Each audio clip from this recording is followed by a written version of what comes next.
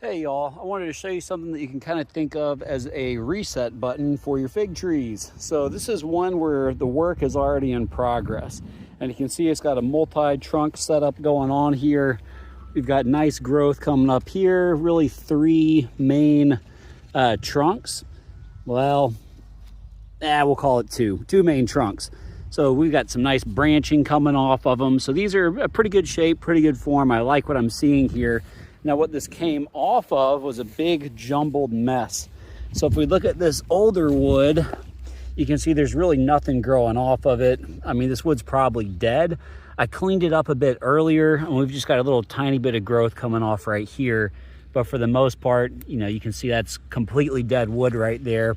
We had crossing branches, which is also something you want to look out for. And just in general, this was not the form that I wanted this tree to grow in. So when we had that frost come through, it really killed off a lot of the growth on this. So these are all suckers that were coming out of the roots. And the suckers are doing so much better than that original growth because they started growing after the soil had been improved. And it's a very similar situation over here. And so this is a Cadota fig. This one's brown turkey, both picked up from a local nursery. So this one right here, we had a very similar situation going on. It'll be a little bit harder to see just kind of the mess that was going on before, but we had a very similar setup with crossing entangled branches. But now we've got this sucker coming up that's shaping up to be a main leader, and I think it's already gotten apical dominance because this is now pretty much, or it's almost the same height as all the old growth. And so that should overtake it. And that'll be really my main trunk that I'm going to be working on here.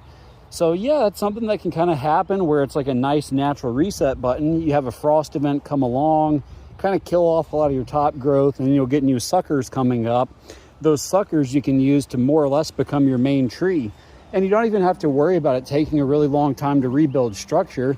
Because if we go over here and look at this LSU purple, this was almost an entire season of growth last year for the most part. Had some frost come in, there's a little bit of dieback, and then it shot up this right here all the way from the roots. And so this is only, a month and a half, 2 months of growth right here. And it's pretty close to the same height, at least, as all the initial growth from last season. So really, the age and level of establishment of your roots is going to play a massive factor in determining how fast you get regrowth and can start over.